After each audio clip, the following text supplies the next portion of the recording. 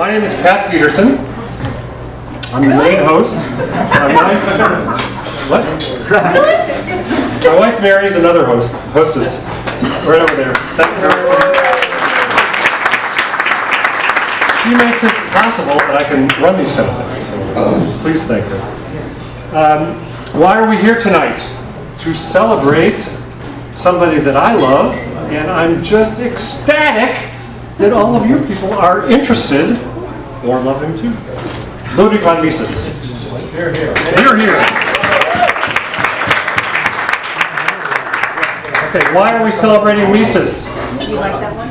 Because he's a great man. 1881 to 1973. I found out about him in 1975 or 6. Unfortunately, it was a real bummer that he died a couple years before. His ideas are becoming acknowledged as more prescient every year. And he started writing in the 1800s, and his ideas are becoming acknowledged and understood to be good predictors, qualitatively, not quantitatively, of what is in store when you pass goofy laws. Goofy laws, terrible laws. So the first thing I'd like to do is propose a toast, and it's Latin. And the person who can translate it, I have the translation here. First, we'll get a prize. I'm not going to tell you what the prize is. So the quote is, "Tuna cedi malis, sed contra audentior ito." Who can translate that? Okay, I see 1, 2. I'll go with this guy. Well, that's a trick. I'm Greek, so I can speak some Latin. Don't give in to evil, always strike back with greater force. Here, here!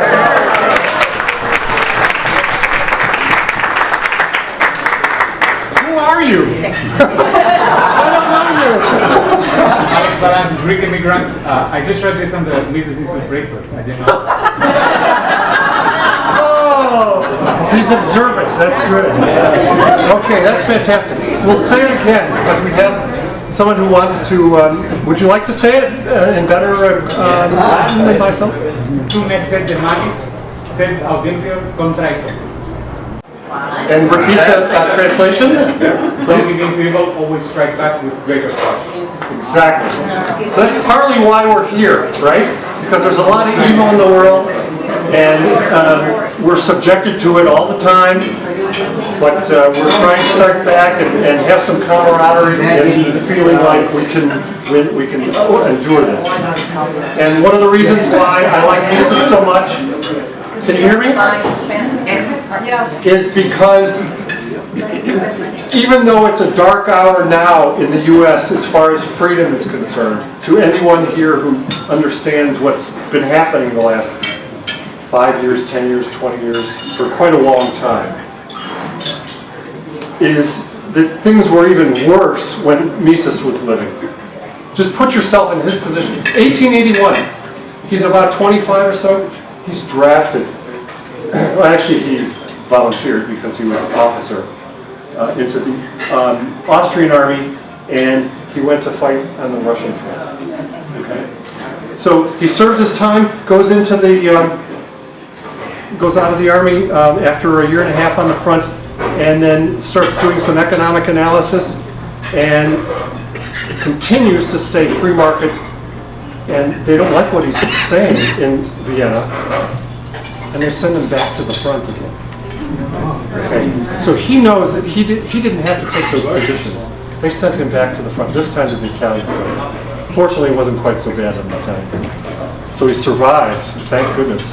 But then, after the war, he persuades the main socialist who's trying to make Vienna and all of Austria a communist state that it was a foolish thing to do, and he succeeded.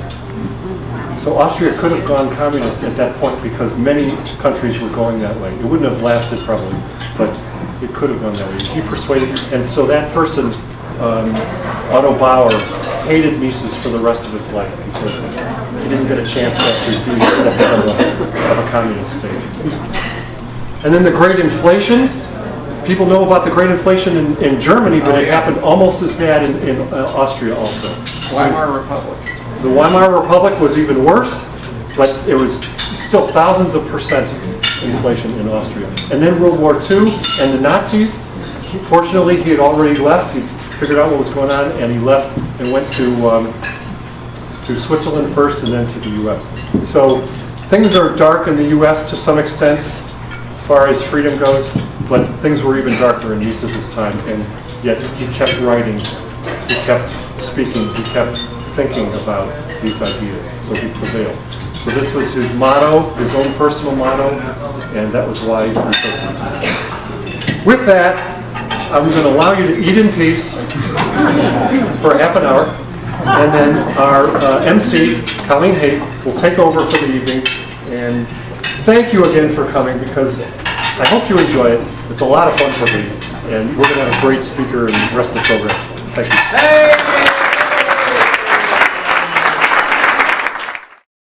I hope you've been enjoying the dinner. It's been lovely. Thank you, Pat, for arranging it.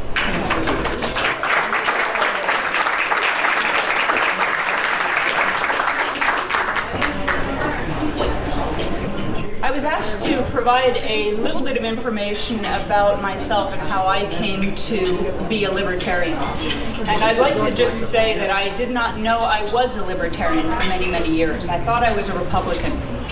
But I was a little confused about that because I knew I was more conservative than most of my liberal friends. But at the same time, I could identify with some of the personal liberties that my liberal friends were very enamored of. I think this confusion persisted in me for quite some time until rather late in my life I decided to pursue a PhD. And at that point, in preparation for my PhD, I decided to take a few classes from San Jose State University. Yay! Yay, indeed. That was truly a turning point in my life. I met Lydia Ortega, who I'd like to point out in the corner over here hiding. Lydia.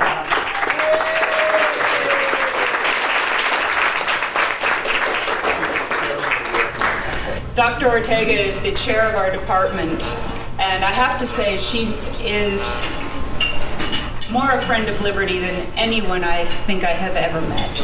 She has done more to change the environment at the university for people like myself.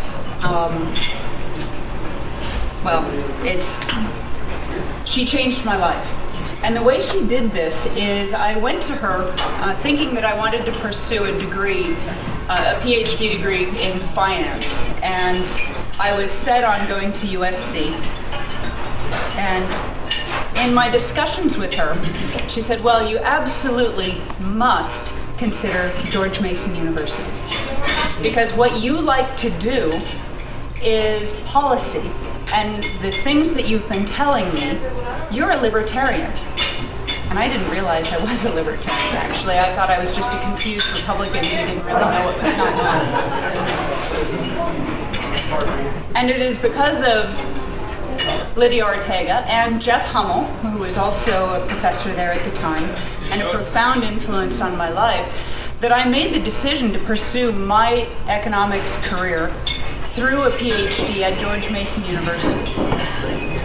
Once at George Mason, I was told you absolutely must continue this tradition. And I thought, well, how can I do that? There's so many institutions in the US that are very good, high-quality institutions, and yet they're not friends of freedom at all. And so I decided to return to California. Now, this was also a personal decision. I have family here, and I want to be here. It's beautiful. This is California. How could you not want to be here? Yet at the same time, I thought, well, the environment is going to be very hostile to the ideas that I love. And so I was able to find an intellectual home here at San Jose State University, and I thank you for that.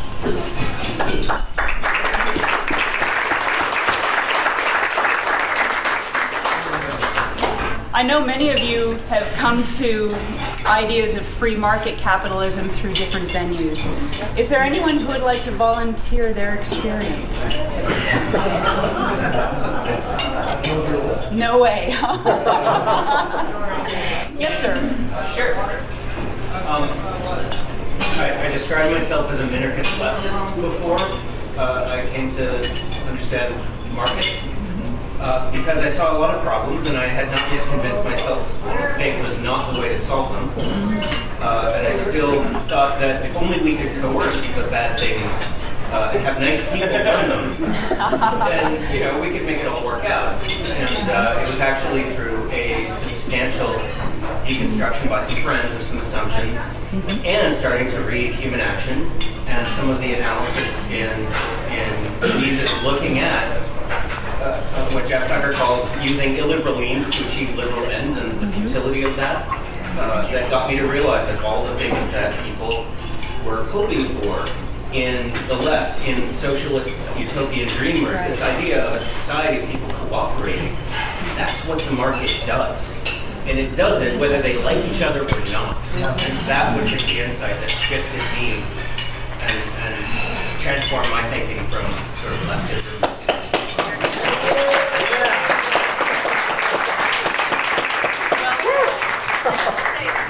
Human Action 3 times. Whoa!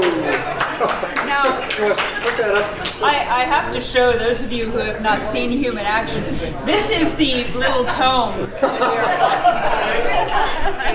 Can I at least admit to the fact that I actually didn't read it in that form? I listened to Jeff Riggenbach's audio version twice, and I read the EPUB a couple of times. Very nice. Well, there are many ways to skin a cat, as they say. I don't think that's politically correct anymore, however. So my story, I don't think is that uncommon. I have parents still in this area who are confirmed Republicans, although when you talk to them, you find that their ideas are disconcertingly libertarian. But they don't admit to that because I think there are many people in our society who really want to be part of one of the major parties, and they will bend their beliefs to some extent to say, yes, I can be a part of this party because these are the parties making the decisions. But I would like to suggest that there is a role for all of us to play in this, even if we are not members of a main party, and that we can change the way society works. I think institutions like San Jose State, George Mason University, I would name also Florida State University, West Virginia University, and members of many other departments in the US that are trying to change the way students think.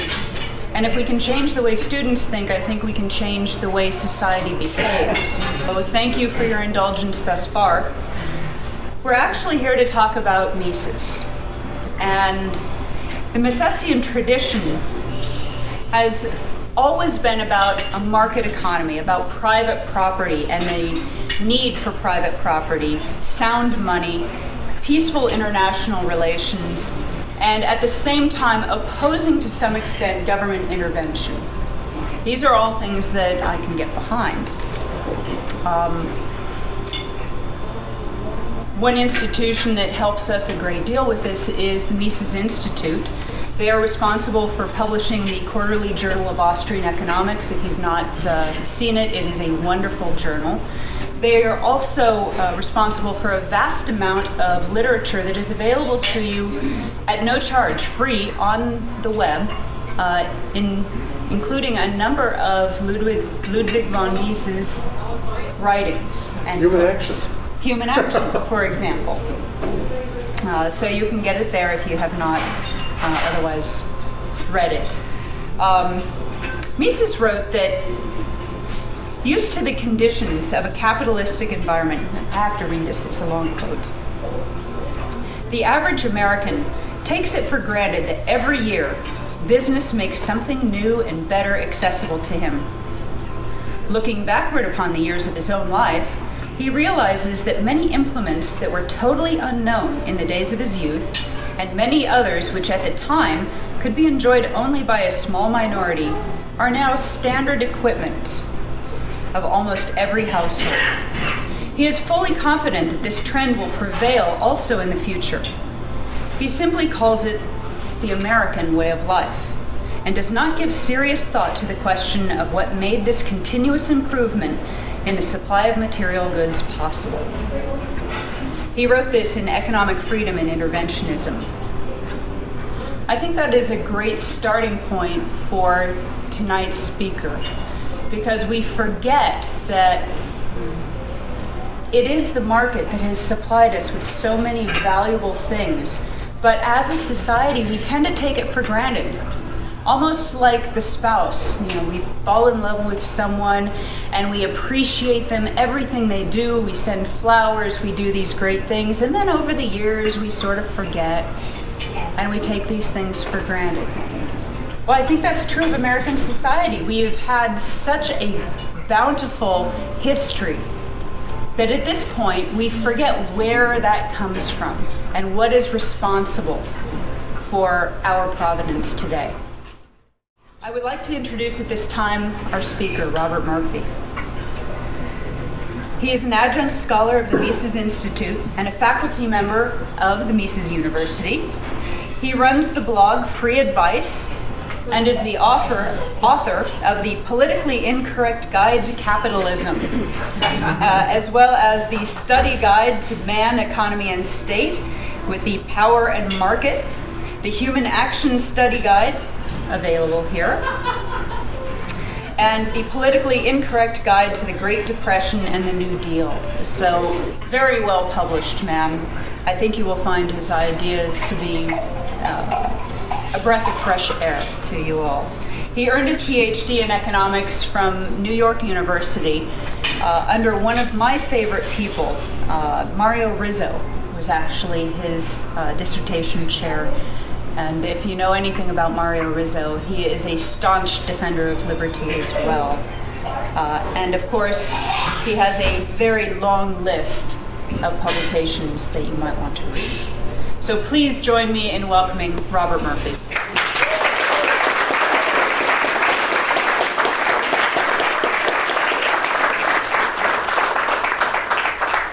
Thank you, Colleen. I'm going to just hold the mic like this, first of all, because I think it's easier for you guys to pay attention to me, not doze off. And also, if I do see you doze off, I'm just going to switch into karaoke. Be a lady tonight. All right, so it's difficult for me to be here because there's an eclectic crowd. So I'm just talking with people out there, and some of you really don't know much about Mises, and others like Fred Foldery's here, people who are real experts in these things and have minute little differences and want to argue with me about footnote 17 on page 4. So what I'm going to do, and also with a crowd like this, I think it's going to be, the Q&A is going to be fun, right? So it's almost like, let's get this stupid talk out of the way so we get to the Q&A. But I do want to not leave anyone in the dust, and I want to talk for a little bit. So we're going to go until about 9, with these prepared formal remarks, and then we'll switch to a Q&A. And I think there might even be some sort of game or event or something with the stickers, but it's going to be secret. Just you'll have to wait for it to see. I'm not going to tell you. All right. So let me just give you a little bit about why are we here for this guy. This Mises' birthday. I forgot to get him a present, but it's his birthday. And why are we celebrating this? And when I was in high school, I read this book, this heavy thing. This is not my copy, this is Patrick's, because if I had flown on the plane, we would have been, like this and ended up in Mexico. So what would possibly possess a senior in high school to read something like this besides the fact that I couldn't get a date?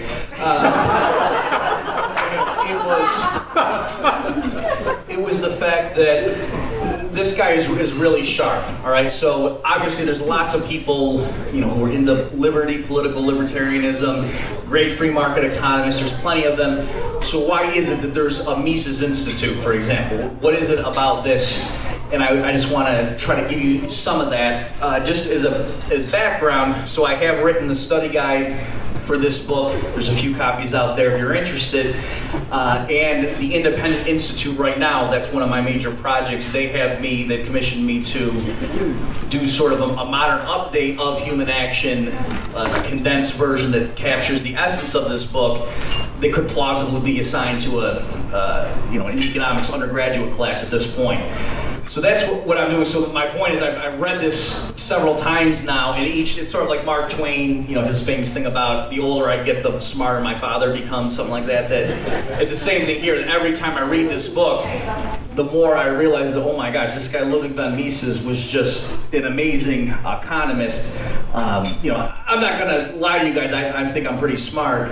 And this guy is just, it's not like often I meet someone and I'm like, well, this guy's a lot smarter than me. That doesn't happen very often. But we all had some wine, right? Okay.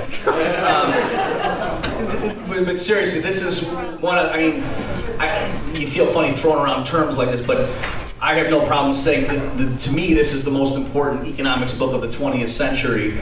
And so let me just try to, the next 25 minutes or so, give you an idea of some of the things he did that he codifies in this book. Just to give you an idea of what's the big deal. Why are we so concerned about this particular economist as opposed to others in this tradition? So one of the things he did, I need to give you a little bit of background, is the Austrian school, of course, is just because historically that's where the founders were. They were in Vienna, and that's where the name came from. So Karl Menger is the founder of the Austrian school, and he and two others are credited in it. You take a normal history of economic thought course, they're going to say this thing called the marginal revolution that happened in the 1870s.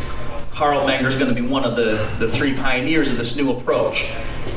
So what it was is, very briefly, the classical economists, people like Adam Smith, David Ricardo, and so forth, they had what was called a labor theory of value or a cost theory of value. So they explained market prices ultimately by how much labor was in them. So this is, a lot of people might think that, Karl Marx made that up, and he didn't. He borrowed that from the generally laissez-faire free market guys like Adam Smith. Karl Marx took that over and then, of course, went off and did certain things with it that Adam Smith would have endorsed. But that notion of, so why is it, this good here trades at 10 times as much money as this good over here? And the classical economists ultimately say, well, because there's 10 times as much labor power embodied in that thing. And that's why in long-term equilibrium, this thing's got to trade for 10 times as much money. So it was the marginal subjectivist revolution in the 1870s that overturned that.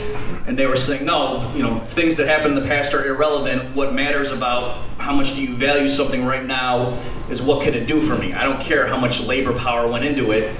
What matters is the subjective utility that it gives to me. So that was a new way of thinking, and that solved a lot of theoretical log jams, and it was a much simpler explanation. It had the explanatory power of the old approach, plus more, it could explain more things as well. But the problem was like a barter economy. All right, in other words, they would explain things then in this new framework as if there were no money. And so they could explain why it was that people in an economy with just trading apples against bananas and things like that, they could figure out the market exchange ratios. And that was the system that they used. It was logically, internally consistent, and it was very elegant and so forth. And that was what was built up, even within the Austrian tradition. And so that was like in the 1870s, and that kept going. And so for decades, that's what was built up. And the problem, of course, is that in the real world, it's not barter, there's money. And so the question was, well, how do you explain not just why does one apple trade for 3 bananas, which is what this new approach could quite easily explain, but why is it that one apple trades for $1 and a banana trades for 33 cents or whatever? You see what I'm saying? So it was the absolute money prices that still didn't quite fit into that framework. And they sort of added that as an afterthought, that it was, we'll explain, the big problem is why the relative prices, and that's what we use subjective margin utility theory to explain. And then the absolute money prices, well, that's like an afterthought. And they had a completely different approach to that. So what Mises did, this is one of his earliest achievements. It was like the equivalent of what his doctoral dissertation would be, but in the German system, it was a little bit different from how we think of it here now. That was what he solved. He said that no, we don't need 2 different approaches. The same pioneering framework that Karl Menger and the other Austrians, von Bauer and so forth, developed in subjective margin utility theory to explain barter Ludwig Von Mises, I'm going to show you guys, this is how he explained it with money as well. So in a sense, he unified micro and macroeconomics. Well, let me just read you guys a quote, because this is still relevant even today. Like when I went to NYU, for example, there's not money in the models that we learn there. Okay, so you might think, isn't that kind of an important omission? Yeah, and so what they did, so let me clarify. So what I'm saying is the logic of the models that they teach, I went to NYU, it was a top ranked school when I went there, and I'm saying the logic of the models by which they said this is how we solve the equilibrium and this is the price vector, blah, blah, blah. It was a barter economy, but then if you took a class in macro or a class in monetary theory or something where they had where they wanted to give the central bank recommendations, well, they had to have money, right? Because there's got to be a central bank in the model, otherwise how can you tell them what they ought to be doing, right? So, but my point is they would just add it as an afterthought. So they would come up with some ad hoc way to get money in the model, but there was no reason anyone in the model would want to hold money. So they just did an ad, like, you got direct utility from holding money, just like why would you buy a Van Gogh painting? Well, because you just felt better owning it. You get what I'm saying? So like that was the trick they would use to force people in their model to hold money, because there was no reason, given the assumptions of this model, that anyone needed money. So the concern is that, might have heard of somebody, well, the policy conclusions popping out of this model, if there's no reason anyone needs to hold money, maybe something's wrong with this model, right? So let me just, to bolster my conclusion there, let me just read to you. This is from, are you guys familiar with the Econ Talk interview series? So this is Russ Roberts. Oh, we gonna clap? All right. How do you guys feel about the internet? All right.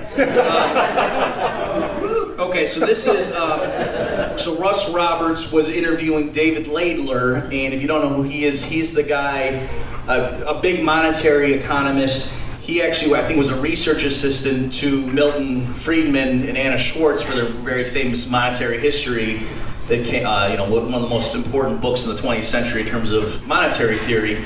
So this is later. This interview came out just, I think, like a few weeks ago. So let me just read you this quote, and he's reminiscing on this very issue about how money somehow ended up not being in the models. So this is later talking. He says, well, what I think happened was that people like me in the 1970s and 80s overstated the case for the reliability of the rate of growth of the money supply as the anchor for monetary policy. Things didn't work out as well as expected in a number of places. I'm skipping here. And central banks were put off relying on new money growth. And I think they threw the baby out with the bathwater. I think money growth targeting wasn't very effective for a policy framework, but I don't think that was a good reason to stop looking at these things altogether. But a lot of people did. In parallel to that, of course, you had developments in monetary theory starting in the 80s and 90s. Big names there, people like John Taylor and Michael Woodford, blah, blah, blah, leave some more names, who started building models of monetary policy in which they simply cut out the financial system altogether and just concentrated on direct links between policy interest rates and the level of spending in the economy. And that kind of model works just fine when the monetary system is functioning.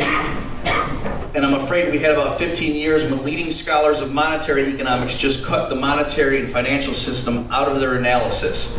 And that's been a shame.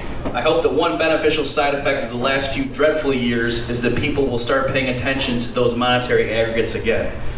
All right, so that's kind of a shocking, let me just make sure you understood that. The leading monetary theories published in the peer-reviewed articles, the people who are advising central bankers, the theoretical model in the journal articles do not have money in them. And they're telling, Bernanke and the other central bankers, this is how much money you ought to be creating based on a model that doesn't even have money in it.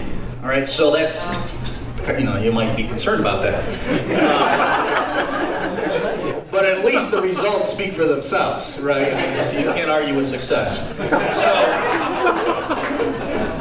All right, so you see the problem. So what I'm saying is that Mises, and this is still the problem now, but Mises way back, this is 1912, came out with the English translations of the theory of money and credit, and he showed how you integrate so he had money built in right from the get-go, and he didn't have this bifurcation where, you solve your model assuming a barter economy, and then as an afterthought throw in money. That he integrated it right from the beginning and showed how this new pioneering approach that Menger had developed we can apply to units of money too.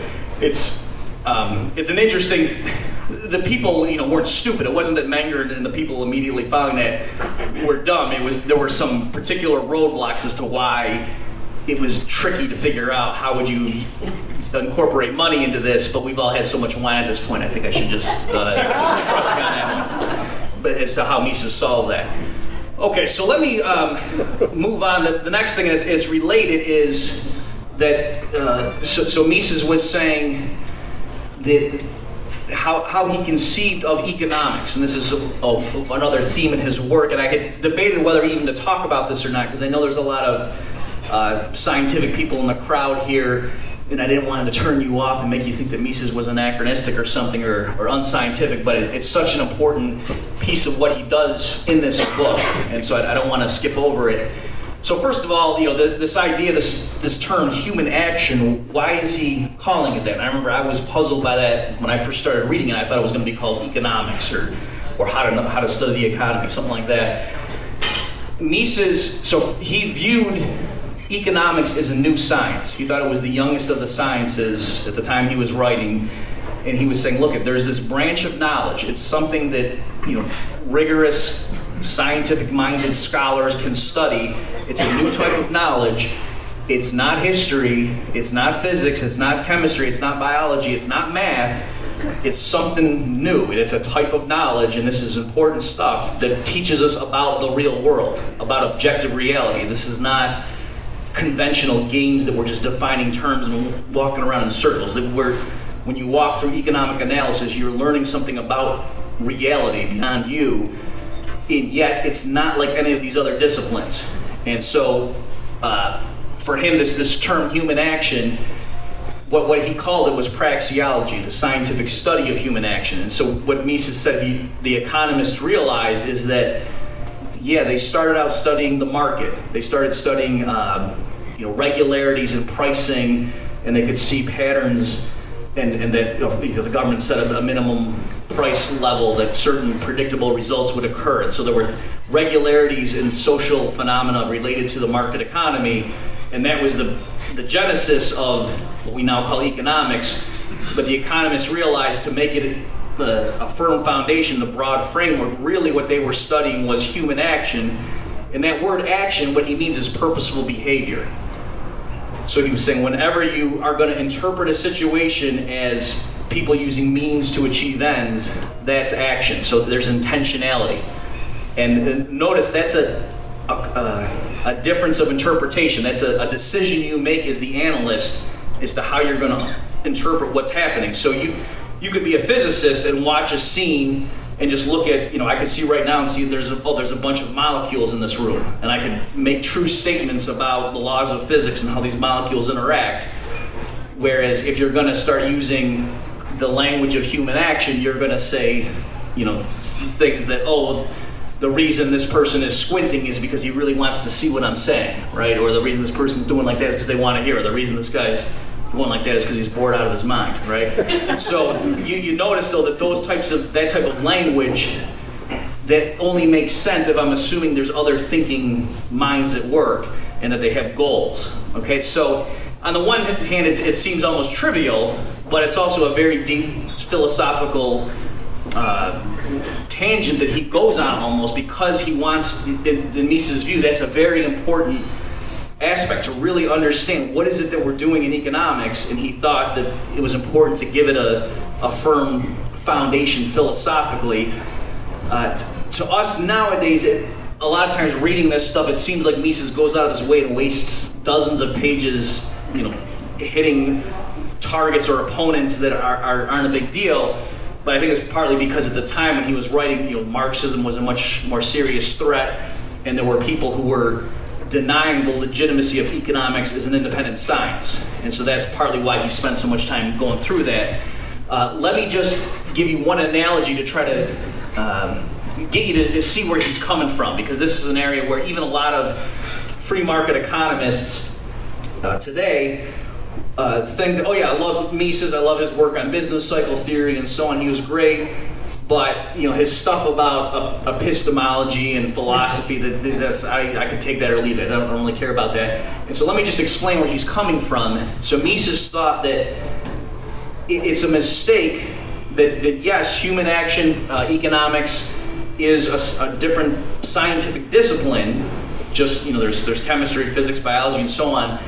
But he said it's wrong to think that the way we're scientific in economics is the same way that the physicists are scientific. So in physics, you have a theory about something, a hypothesis.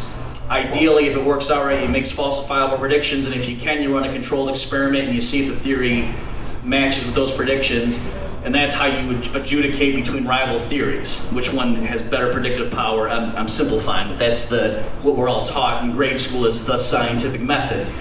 And Mises is saying that's not what you do in economics. And there's various reasons for that, partly because there's no constants in human action. There's nothing analogous to the charge on an electron or a gravitational constant or the speed of light when it comes to human behavior. And so even if you observe some pattern over time in the past, some predictable regularity, like stock prices always seem to do such and such, that could change on a dime. There's no reason that needs to stay constant. So that's part of what it is. But Mises was just saying what we do have is a different way of deducing things, a different way of learning knowledge when it comes to economics, flowing from this idea of action, right? And he said you could just deduce things from that. So instead of, we don't have the time right now for him to get into it too deeply, but let me give you an analogy just to show you where he's coming from in a context where I think most people would agree with him. So imagine that you had, there was a lawsuit that some company was claiming one of its managers was embezzling from it, right? So you go to court and they put the guy up there, and he's on, and they had documented and show that while you were handling the funds of the company, the company's checking account balance was going down and your personal account was going up. So clearly you were moving money from the company account into your account. And there's no documentation as to why you were doing that. Clearly you're stealing from the company. What do you have to say to yourself? And he gets up there and he says, look, I don't deny that I did that. But as also, I'm entering into evidence here, you'll see that the stock price of the company was rising through this whole period when I was embezzling from the company. So clearly I helped the company. Right? So that seems great, but if you think about it, you know what I mean? And so then the prosecuting attorney would probably be caught off guard for a second, and he would recover and say, well, wait a minute. No, clearly the company would have done even better still had you not stolen from it, right? That the shareholders' equity would have been even higher. And so that, if you see what I'm saying, there's no way you could really know that. That's sort of he's making a statement about an alternate reality that we never get to observe. He's just saying, yes, the thing went up, but you're confusing correlation with causation and so forth. So he would say with confidence, no, if you hadn't stolen the $200,000, the company would have $200,000 even more than it did right now. And so clearly you still made the company poorer than it otherwise would have been. And then what if that guy on the stand says, how do you know that? Show me your empirical methods by which you know that other things equal, me stealing from the company makes it poorer. I bet you have not run controlled empirical experiments to verify that fact. Right? And so, you're being unscientific until you show me controlled double-blind studies, blah, blah, blah, where you have some people embezzling and so, and other people not. You get what I'm saying? So, I think most of us would realize, no, I don't need to go run an experiment. I don't need to look at history, regressions and so on. You just know through the arithmetic and thinking through, arithmetic, how does math work and accountancy and so forth, that if you steal money from the company is poor. Duh. Okay, so, it's a silly analogy, but I'm saying that's what Mises is claiming is true for economic principles or laws, that the way you know they're true is not that you went out and tested them empirically. They help you navigate through the empirical world. They give you guidance in the messy empirical world where all kinds of stuff happens. You have to use your sense observations to navigate. But the point is, the reason you know what Mises calls the laws of economics are true is not because you went out and tested them a bunch. So it's not like the physicists who say, we believe in quantum theory even though it's crazy, and you say, well, how do you know that the electron behaves like that when the two-slit experiment? They say, because we did a bunch of experiments, and it's just precise down to the 10th decimal place. And so that's, this model is the best predictive thing we got, and so that this is what we think reality is like. That's why the physicists are confident in their models, but Mises is saying that's not how we obtain knowledge in the social sciences, or at least in economics. So anyway, that's his perspective there. Let me just say one other thing about that before I move on. I was teaching this when I was at Hillsdale, and this kid had a great insight. It was funny because he was actually a terrible student, but this one time he was on fire. I made that basic point, like the thing I just went through with you guys, and I said, and it's funny because a lot of economists, even free market economists, don't agree with Mises on this. That they think that to be scientific, we economists had better follow the empirical method, and because admittedly, it sounds like you're real arrogant and dogmatic to say, I don't care, what the evidence says, I'm right, screw you, right? That doesn't sound very scientific, which in a sense is, the caricature of what Mises is saying.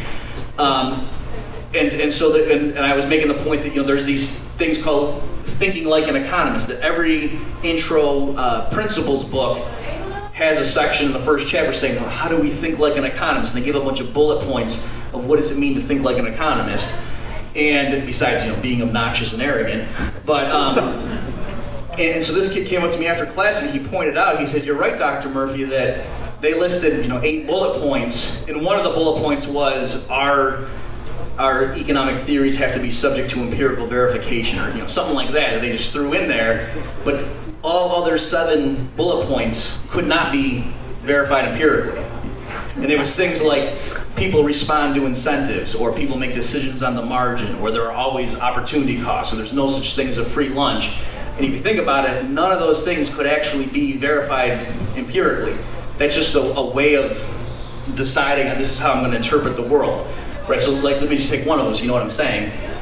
If I say to you, to think like an economist means you believe people respond to incentives, what if I say, hey Patrick, you know what, I'm going to give you $10 if you chop off your left arm, and then he doesn't do it. Do I just say, oh, people don't respond to incentives, I stand corrected? You get what I'm saying? He didn't respond to that incentive, he didn't chop off his left arm, but you'd say, well, no, because you didn't offer him enough. If I offered him $2 million, he might do it, right? So I'm not really offering you $2 million. But you see what I'm saying? So the point is, every single bullet point in this principles textbook about how to think like an economist was not something that you would empirically verify. It was something like a logical, just a decision. This is the way I'm going to view reality, and this is how economists think. And it was not, the principle itself was not something that you would know is true or false based on looking at, at data. It's just a decision you're going to make. So that's a great illustration of I think what Mises was saying is that he was trying to tell economists this is really what we're doing, and don't think, don't feel ashamed of our discipline. Don't think we have to go copy the methods of the physicists and make it look like we're being scientists, because economics is a different type of discipline from these other fields, and there's reasons why the methods we use in economics should be different from the methods we use in the natural sciences. And I would just say, again, just look at the results speak for themselves. Clearly, it's not like Austrians have been running central banks and advising governments for the last 100 years, and it's certainly, it's not like the public holds economists in the same esteem that they hold physicists, right? That people hate economists and they think they're a bunch of charlatans. And so I would say that that's good evidence that what's called the scientific method doesn't work as well in economics as it does elsewhere. Okay, let me move on to the other major theme in human action, and that is the issue of calculation. So here, what Mises says is that, yes, you have human action, economics is a subset of that, but there's something very special about an economy where there's private property and people use money. And that what's special is that that gives rise to money prices and then allows economic calculation, by which Mises meant that you can determine whether a particular business enterprise is profitable or not. That you have as a common denominator, as it were, because you have money prices for everything, so you can look at the inputs going into something summed up in terms of money prices and the outputs, and then you can compare the two and see, is this thing generating profit, financially speaking. So let me just read you a quote from Mises on this and then just elaborate a little bit on it, because I want you to see the significance that he attached to it. Okay, so this is Mises speaking. He said, "It was cognition of what is going on within a world in which action is computable and calculable that led men to elaboration of the sciences of praxeology and economics. Economics is essentially a theory of that scope of action in which calculation is applied or can be applied if certain conditions are realized. No other distinction is of greater significance both for human life and for the study of human action than that between calculable action and non-calculable action. Modern civilization is above all characterized by the fact that it has elaborated a method which makes the use of arithmetic possible in a broad field of activities. This is what people have in mind when attributing to it the epithet of rationality." All right, so it's really deep philosophical issues there, but what he's saying is the way we're able to use arithmetic to guide activities in so-called economic life is only possible because we have money, and that's not something that could be translated to a socialist economy. So, I mean, some of you may be familiar that Albert Einstein, one time was thinking about why is it that mathematics is so useful in science. And if you think, that's kind of interesting, that math seems to be this esoteric, abstract thing that's just in our mind, and yet why is it so useful that you study a lot of math and then in the natural world seems to obey that? And so that's kind of an interesting thing. What Mises is saying in this quote is being able to use just arithmetic to guide our economic activities, that linkage is because of money. That if we didn't have a monetary economy, then that wouldn't be possible.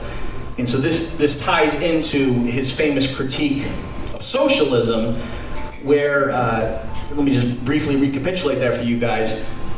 So Mises was saying, historically, the critique of socialism is that there was an incentive problem, right? So the socialists were saying everyone's going to work together, there's going to be a new socialist man, they're going to work for the common good, whereas the opponents of socialism were saying, no, people are basically selfish or self-centered, or at least worrying for their own households.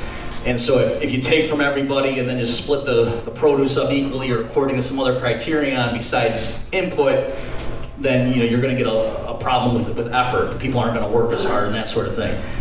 And so Mises had a much more fundamental objection to socialism. He was saying that there's no calculation that's possible, that the socialist planner just will have no means of knowing whether he or she is using resources efficiently, right? Because if you just think about it, there's various inputs. Like something silly like, okay, we want to build a railroad from point A to point B. There's lots of technological ways of doing that. You can make the straight direct route, or if there's a mountain in the way, you can use dynamite and burrow a hole through the mountain to get to point B the short way, or you can go around it, and so it uses more resources in terms of the track, but then you have to blow the hole through it and so forth. So there's various technological ways that the engineers and the chemists and the physicists could give you all sorts of correct information about various ways of achieving some objective, but the point is, what is the best way to do it?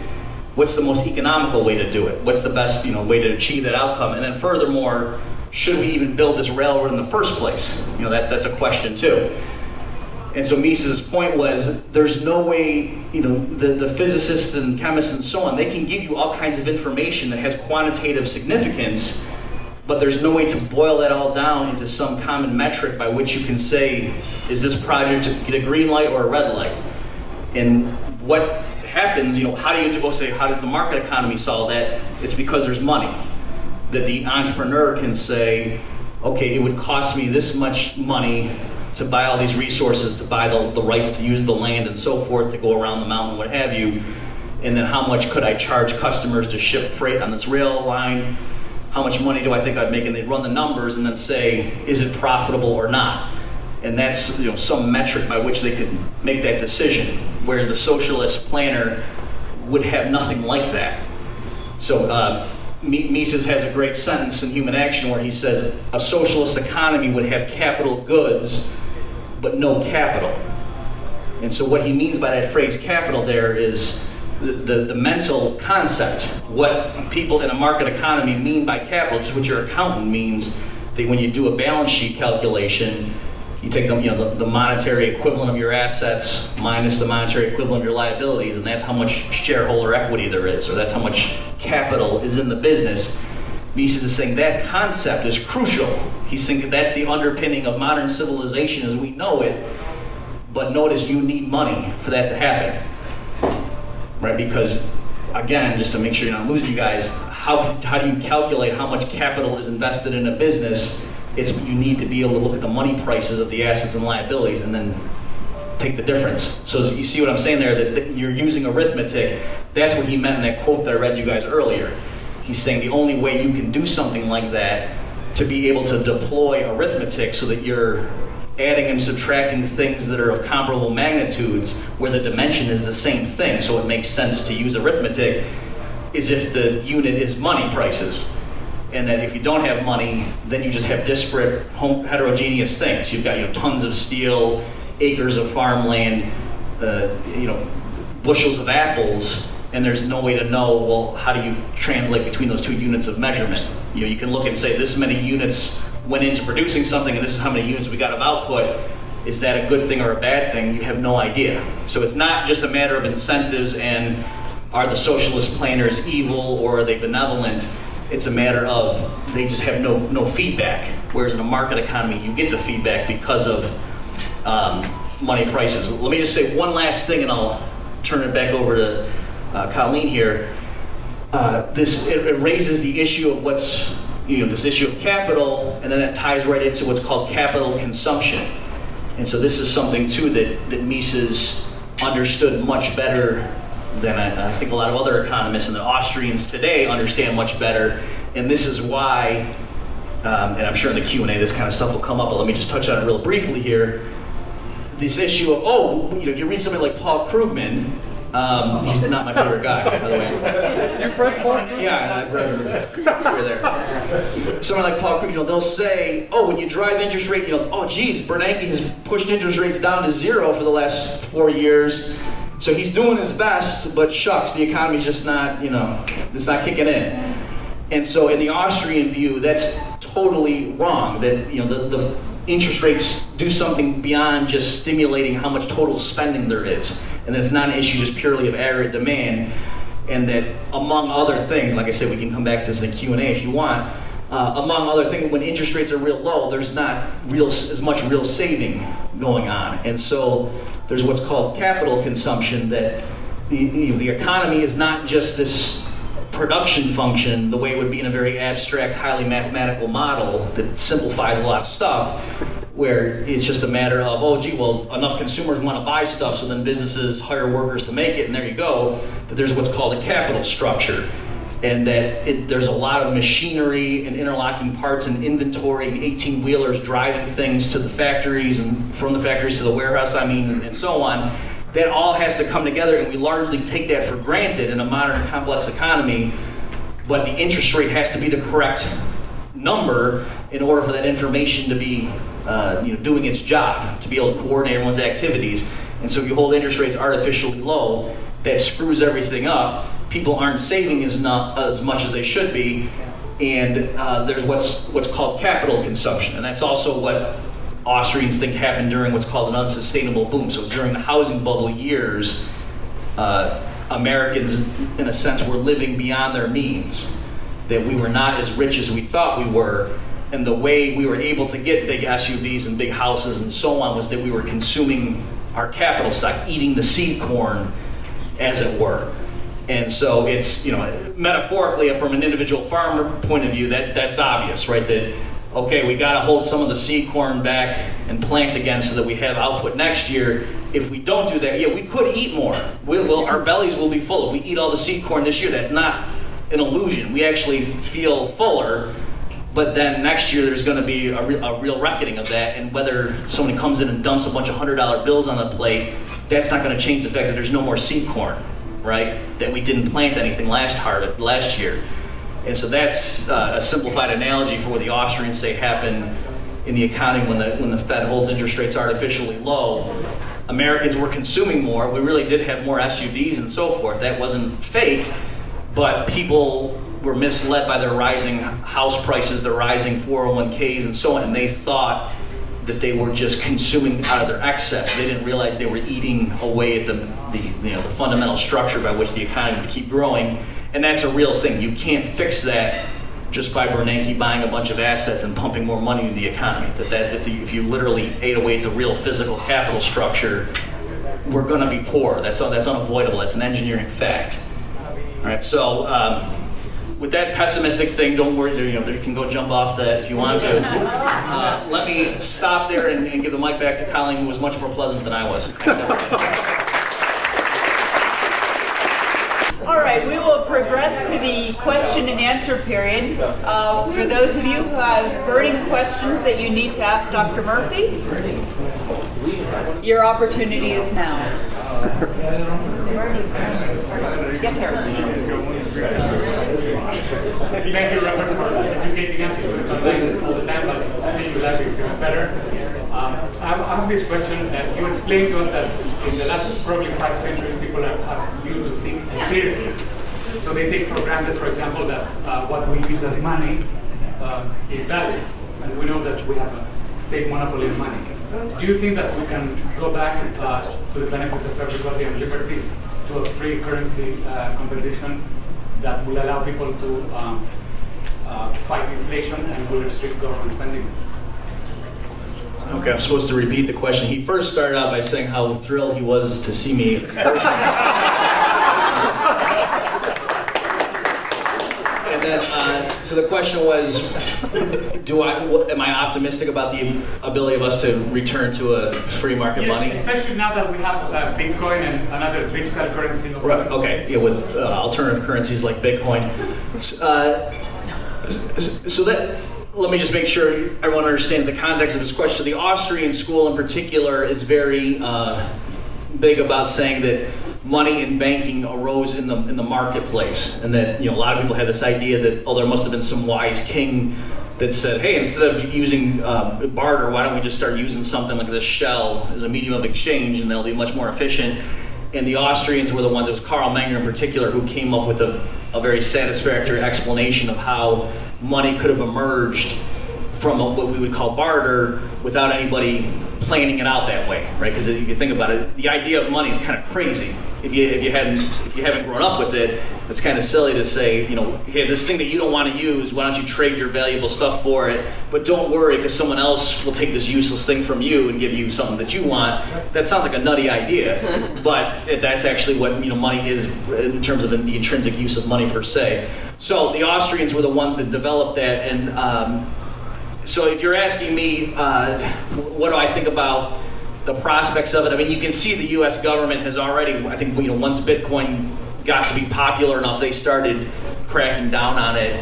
I mean, I think I'm very pessimistic about the long-run prospects of fiat money, that I think they painted themselves into a corner. And so if it crashes, I think, a lot of people are going to use Bitcoin and alternative currencies, but is that going to sweep the globe? I mean, that's a hard question. I guess I would say no, if I had to answer the question quickly. Because it's not the first time. Most people don't know that the first currency of the United States was abolished to adopt a currency that came in from Mexico, which Mexico was a Spanish colony, which is now what happened. Right, was that the Amero? Continental. No, okay. No. Yeah. Visit my place. I have one. Okay. I think TJ had a question. You talked about Mises and money. Can you talk about his relationship with the thinking of Friedman? Okay, so the question is Mises related to Friedman. Like the Great Depression, or like you want to talk about in that context, or just Big picture history. Okay, big picture history. So, so as I said, continuing the last remarks, Mises was very big about just returning money to the private sector and the market economy. I think he would have predicted it would be gold and silver, things that were valued in the market as commodities would then also serve as media of exchange.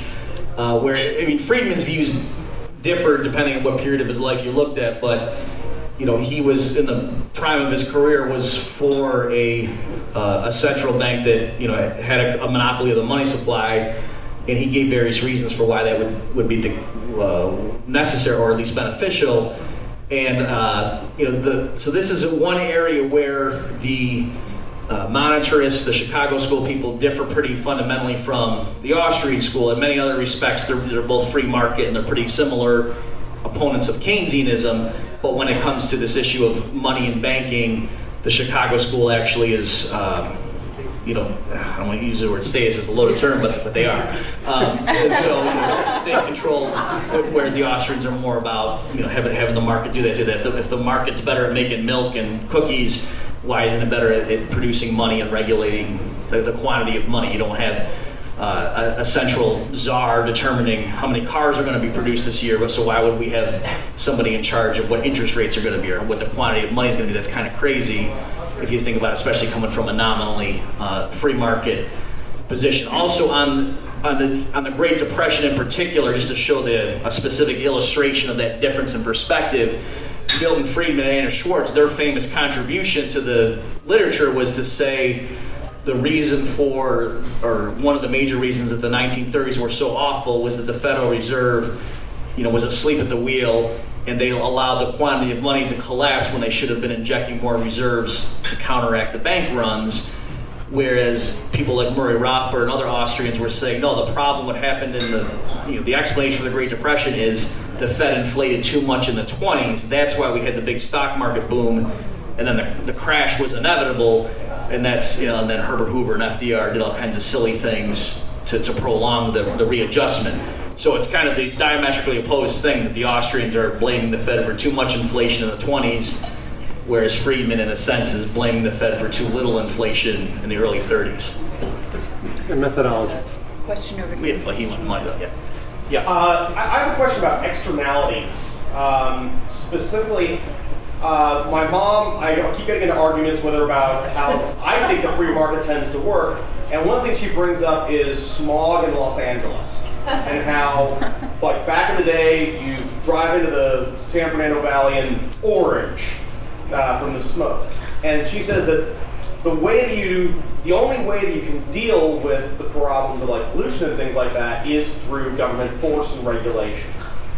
And I want to find a way to say, no, the free market has the answer to that, but how do you put a price on the externality created by like burning really ugly gasoline without putting on basically like air quality regulations?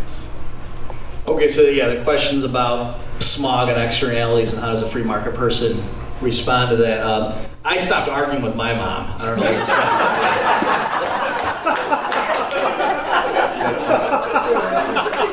Wise with diminishing marginal returns, but she'll listen. Yeah. So Murray Rothbard has a classic essay. Does somebody know the exact title, or should I just botch it? Okay, it's an essay on externalities, and I can't remember the title, but it's dealing with this issue of that. It's a myth that the free market came along, and then that's why people could just pollute and companies could dump stuff in the river, and that was a market outcome. And then thank goodness wise government regulators came along and put a stop to that. That's the exact opposite of what happened. Under the common law tradition, if you live downstream from a factory and they're dumping stuff in the river that's your drinking water, or if you're hanging up your laundry and then it's getting all dirty because of soot from the local smokestack, under the common law tradition from England, you could get an injunction against them. You say, hey, you're violating my property rights, what are you doing? And then it was local governments that prevented those kind of lawsuits and injunctions because they wanted to promote the Industrial Revolution.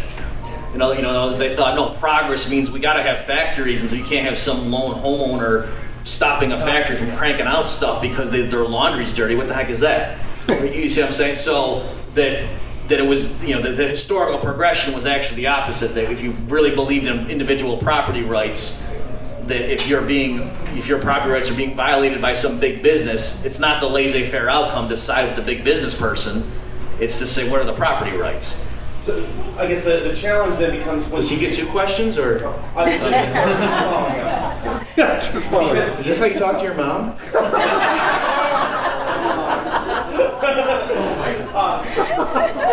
What about the issue we have a vast number of people doing very small things? So like maybe I heard 10 people's property by a penny. Right, okay, so the issue is, there's certain it comes up a lot in environmental issues where it's hard, any individual doing something's not a big deal, and it's not like an actionable offense or a tort. But if 1 million people are doing it, all adds up to something. And that's like the basis for why people have class action lawsuits and things like that. So I'm not a legal theorist, and I probably shouldn't get into how would things happen. But I guess my blanket answer is just to say that those are tricky issues. And to just say, well, I know, let's take a group of people with a bunch of guns and let them solve it.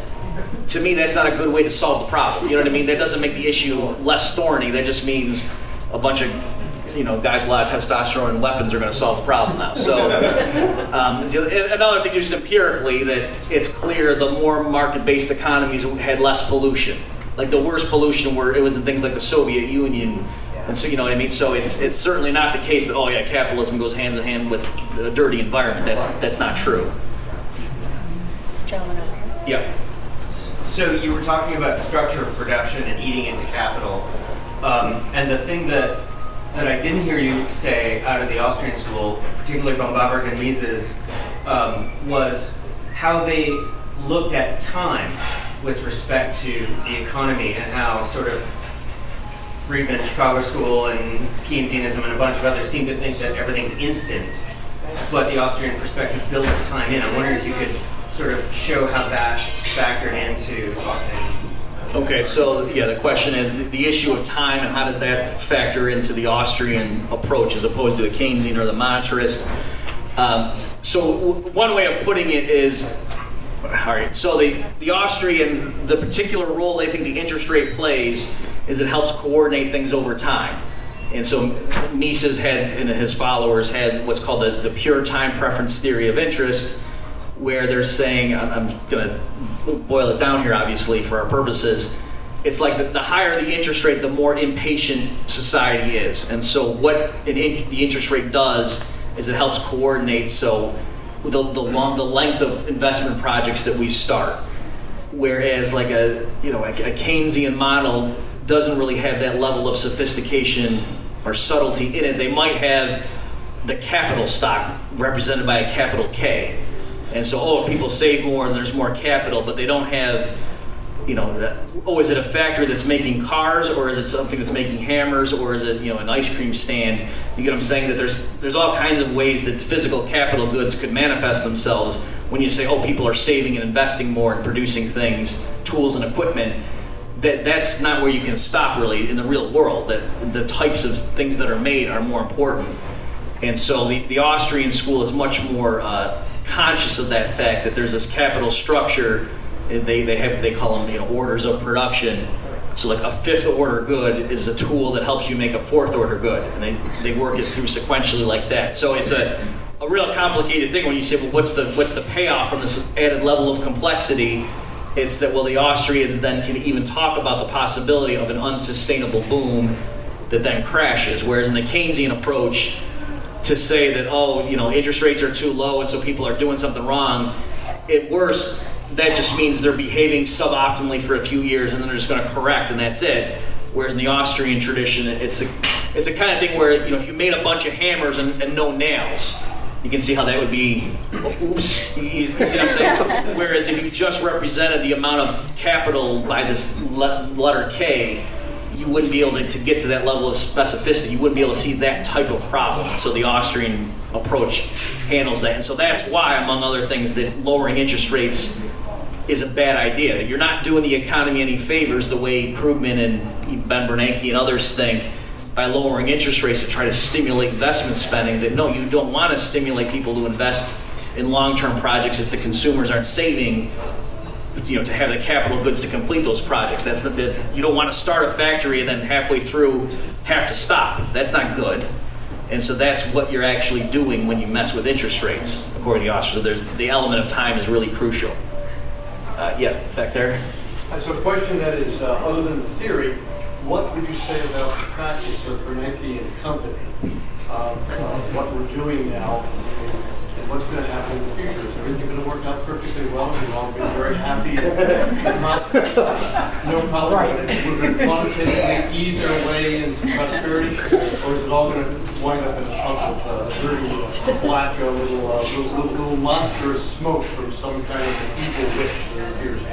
What's going to happen? That's a very specific question, isn't it?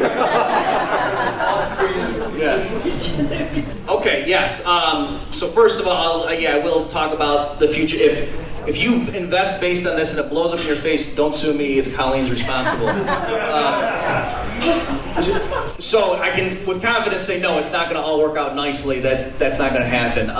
The way, how is it going to play out? We're not exactly sure. I can't be confident. But what is clear is that the Fed has painted itself into a corner now where if they just even say we're going to slow down the rate at which we pump in new money, the stock market tanks.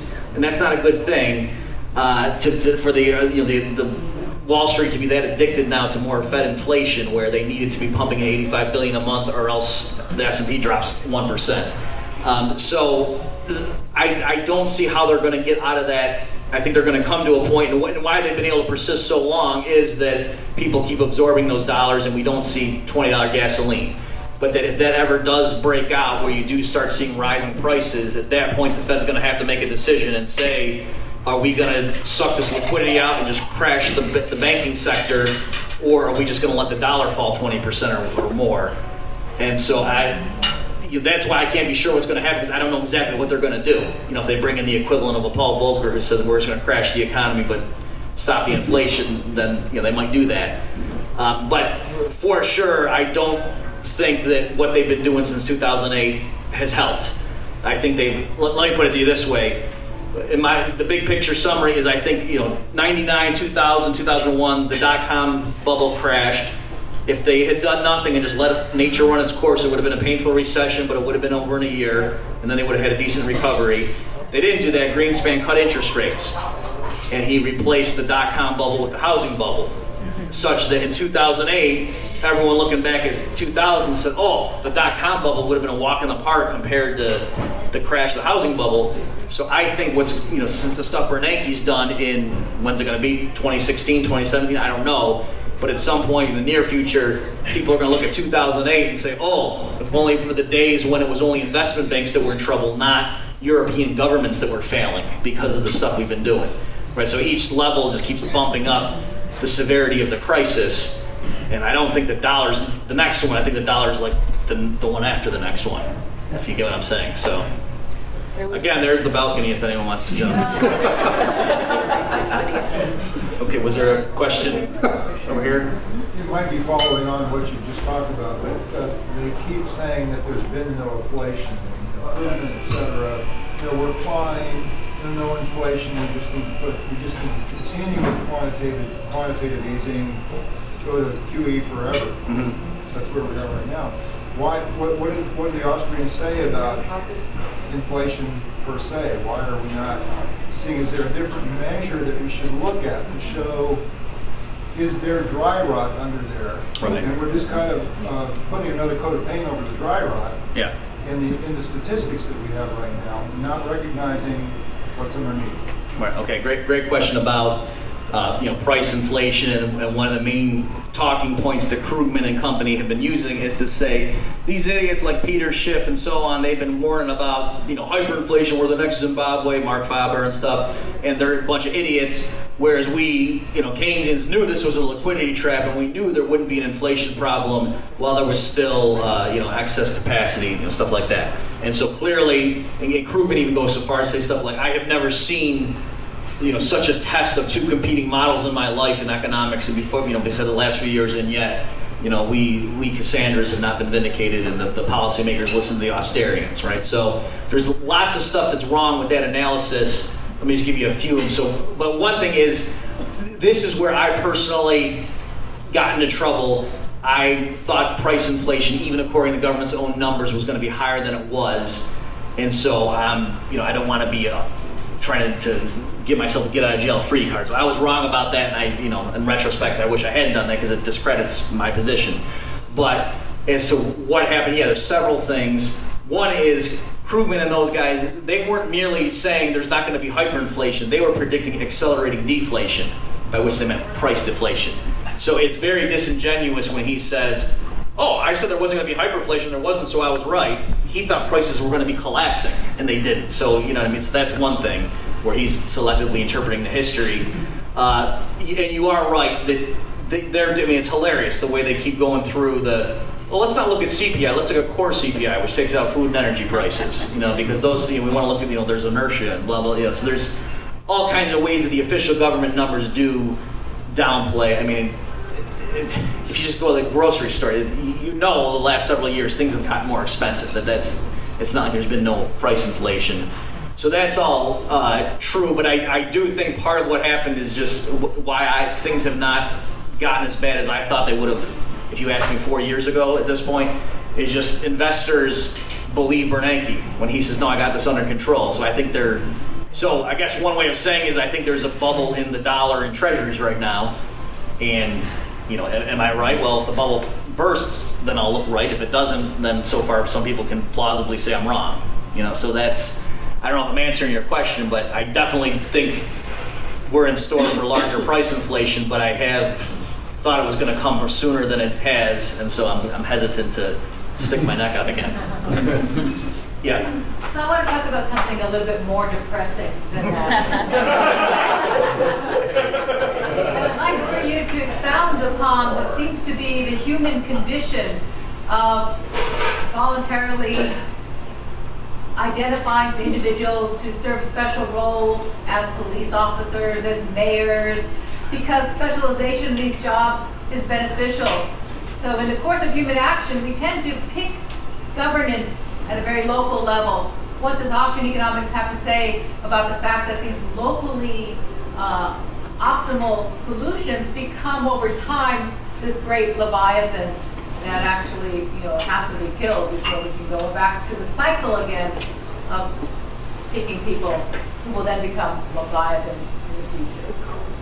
Oh, okay.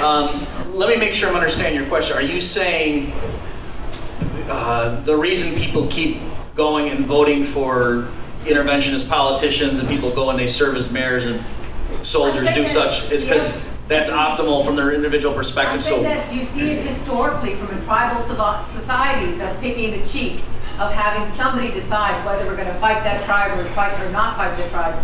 We've always humanistically have survived by picking some people to do some decision making for the collective on that.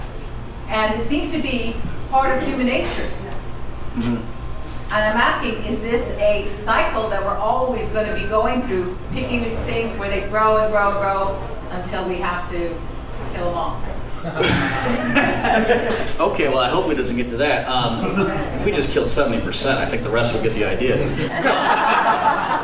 No, I am against any form of violence. Let's just be clear about that. It's okay. Let me answer your question different. I'm not sure if I'm getting exactly what you want, but a standard thing is to say, look, you guys are all about the market and market of ideas, and the best thing will survive and thrive and so on. So if libertarianism is so great, how come we don't see a bunch of libertarian countries? Why is it that statism is just so rampant through history, and the few places that David Friedman can point to or wherever in history, they didn't last. So if your system is so great, what the heck? And so that's, there's a couple different types of answers to that. So I think one is simply that Mises was a champion of this perspective, to say that ideas matter, that it wasn't a materialistic thing, that ideas either for good or ill matter, and so if most people believe we need the state to run such and such, then they're going to implement that whether they're correct or not. and that the nature of having the government intervene sets up consequences that then lead people to demand more intervention. And so it's how can I put it? It's not that empirically, oh, look at big government worked, everyone's happy with it, and that's why they're continuing to choose it. Rather, big government didn't work, and then so they didn't like it, but they didn't realize intellectually that the problem is, oh, these interventions, they blamed it on capitalism. So it's not that history has shown free markets don't work. History actually has shown that limited intervention doesn't make anybody happy, but then unfortunately the public, did not know what we think is the correct answer, that, oh, if you should go back towards pure capitalism. Instead, they kept going further to more interventionism. So I think that's the mechanism as to what happened. And then to say, so what does that mean for the future? I guess all I can say is we just got to keep trying to educate people, right? That sounds like a cop-out or sounds like a cliche, but That's my business. if everyone, ultimately, it's the public. So one of Mises' primary statements was to say, ultimately, all government rests on the consent of the governed, on public opinion. Even in a totalitarian dictatorship, if you think about what do, they control the schools, they control the television. If somebody graffitis something bad about the leader in a totalitarian society, they clean it up instantly. So it's not that a totalitarian society rests on the guns, it rests on controlling people's minds, and they think that the leader is, loves them and so on, because in a totalitarian society, more than a free society, they try to control thought. And so the point is, that proves to us that ultimately the governments, they're in power not because they have guns, but because they've gotten people to think a certain way, and so the way you fight that is with ideas. Yeah. I had a question on, kind of back to the basics on socialism, and that is, I have yet to see a good historical example of where socialism has actually existed in practical terms over the long term, in a stable environment. It appears to me that it is a theory, purely a theory, and not anything other than a theory. Okay, yes. The question is, has there ever been pure socialism that existed? I think Becky, you can jump in if I'm saying something wrong, but I think one of his big things was to say the only reason the Soviet Union lasted as long as it did is there were so many black markets, and that's how they got around. Because people would have starved to death if they were literally dependent on the state provision of bread and so on, and then it was people just flouting the rules, and that was the only reason it was able to limp along as long as it did. And I mean, North Korea is pretty bad. I mean, if you go and read some of the accounts of that, I mean, I don't have a brochure, but people eat their kids and stuff, or they did, the last famine, 20 years ago or something. So, I mean, it's pretty awful there. So it is true that the closer you get to pure, unadulterated, the government owns everything, it gets more horrific. But you're right, precisely because of that means in practice, any country that's lasted for decades that we call socialist, strictly speaking, probably has a lot of pockets of black market activity, and that's how it survives. Any other questions, hopefully not involving cannibalism? Yeah? You wrote a great piece on advice for young people. Do you have anything that you would update that with, or anything that's changed since you wrote that? Okay. So again, I want to call your attention. Becky said I wrote a great piece on something that's relevant. So yeah, I did something about advice to young people. Let me just say the main points that, because I think I probably still agree with all that, was that you want to save more. That's a no-brainer. But I don't mean simply, don't get the pumpkin spice latte at Starbucks, get just the plain coffee, and that's how you save it. That's not what I'm talking about. What I mean is go get multiple sources of income that don't just, look at your, this is my job, this is my paycheck, and this is what I have, and I gotta draw out my Excel spreadsheet and work from there as the starting point. You gotta develop multiple streams of income, and then get out of variable rate debt. What did I say? Get some precious metals. I can't remember anything else I said in that article. So yeah, those three things I certainly would agree for a young person that those are, that's stuff that would make sense even in normal times, but clearly now that's a thing to make sure you don't get wiped out if and when the big one happens. And don't buy health insurance. Other questions? Yeah.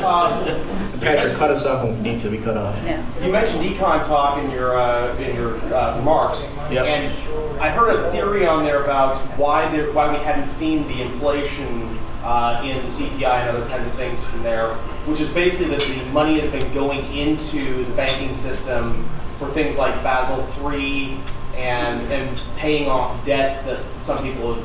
I mean, we're actually seeing gas, credit card debt in the United States going down for the first time in generations. Do you have any feedback on that, or does that sound like a decent explanation? Or Okay. So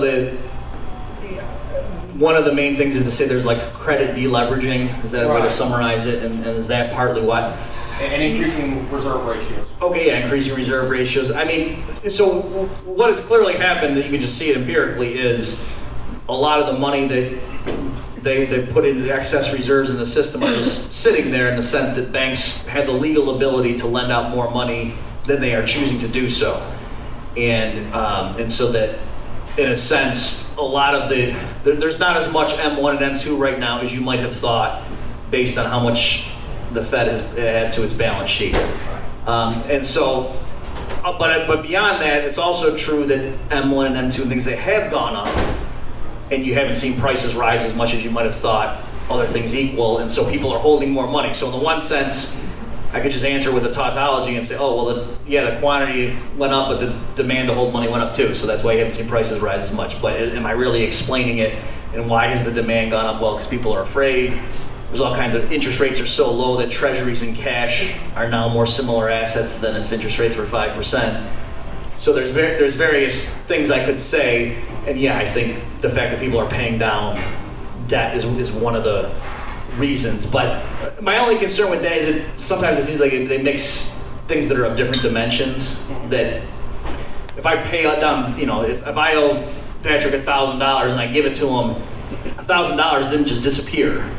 There's still, you know what I'm saying? So there is that issue. So if it's our proclivity to go out and spend and how much we want to hold cash is based on how much debt we have, that's true, but that's kind of a second order effect. Yeah. First, a comment. I think Hayek will point out, as the Jesuit school of Salamanca is the origin of the Austrian economics. But the question I have, if you throw out Ricardo's assumption, how do you plan to resolve the unemployment problem? If I throw out what assumption? Ricardo's assumption of the labor value. You mentioned at the beginning that the value, it's associated with quantity of labor, which is the Ricardo's assumption. If you are eliminating that, as the Austrian says, how do you resolve the unemployment insurance? Or how do you plan the government to do that? Right. All right. So the question is, if we don't adhere to a labor theory of value, how do you solve the unemployment problem? I don't think those are the same type of thing. So you could say the explanation for how market prices arise in a market is not based on the quantity of labor hours that go into it. To me, that's a separate question from why are people trying to get a job and they can't get hired. As far as why is unemployment so high, I think it's so in the Austrian view, there was a boom. Labor was going into certain projects that it should not have been. It was inefficient, uneconomical, and so then there's a crash and they need to get reallocated.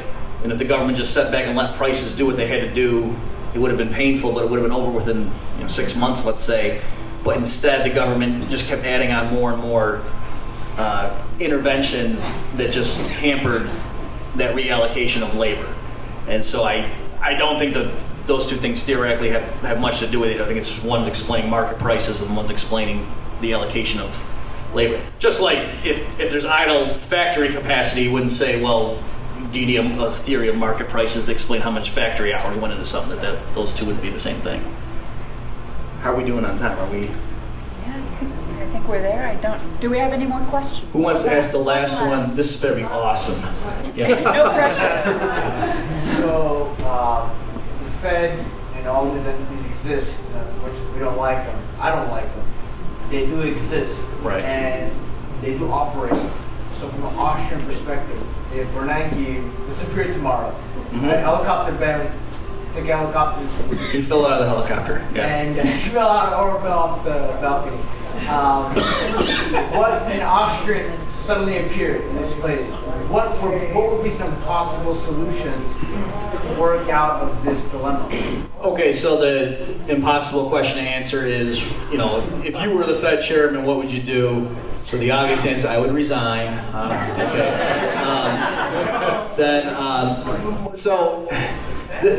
But it really is an impossible question, right? It's like if Castro makes you the head of planning, the Cuban economy, how many shopping malls would you make as an Austrian? You see what I'm saying? So you can't answer that, but there's no way to answer that question. So I can say I think interest rates of 0% are too low. That doesn't mean, because they should be 1.74%. I don't know what they should be. So I guess at the very least, I could say, all right, well, I would not buy, I would cease buying more mortgage-backed securities and treasuries. But then does that mean would I dump them all tomorrow on the market? Well, that'd be a Sunday, right? So now you wouldn't do it then. But would I dump it next week? No. I don't know. And so but again, so it's kind of an impossible question. This is why, Mises and a lot of Austrians were for a gold standard as a halfway point. So yeah, ultimately they would prefer if the government had nothing to do with money whatsoever. But given that the government's going to be in charge of issuing pieces of paper that are the dollar, at least back it up with a hard, with gold in a strict one-to-one, or not one-to-one, but a strict quantitative relationship, and that's what monetary policy is, and that's what they do. And they're not worried about unemployment, they're not worried about prices. That's what the dollar is. So everyone defines the dollar as a certain weight of gold. So if you're saying I got to be in charge, there's got to be the government's going to meddle with money and do something, I guess that's a pretty good halfway house. But even there, they would just go off the next time there's a crisis. So it's not even like anymore I go around saying I'm for the gold standard. I just explain historically the role it served, because I realize even if they did get back on gold, the next time there's a big crisis, they would just go off it again and it would discredit it. So I'm not trying to dodge your question, but I really, that is a hard thing. And that's partly why I was actually relieved that Ron Paul didn't become because I was afraid they would make Ron Paul let him win and then let the whole world fall apart on his watch and say, see, you guys are idiots. So I would not want to be the next Fed chair right now, even if they asked me. So I'm busy too, but. But there is a precedent, Robert, of 3 central banks at least abolished in this country. So there's an optimistic view. Right. So yeah. 3 times they abolished the central bank and nothing happened. Yeah, and that's exactly why I don't want to just throw up our hands and say, well, we have this system. How do we, be the best central bankers we can be? That why should we concede that? Right. So again, if literally, it's easy for me to say that since I'm in no position to be. If they actually came to me on Monday and said, "Do you want to be a central bank?" I don't know. I might get full of myself and say, "Wait, let me give this a whirl." But but certainly I can do more good explaining why we shouldn't have a central bank and why that would make more sense. So I'm gonna hand it back to you. Yeah. All right. Thanks everybody.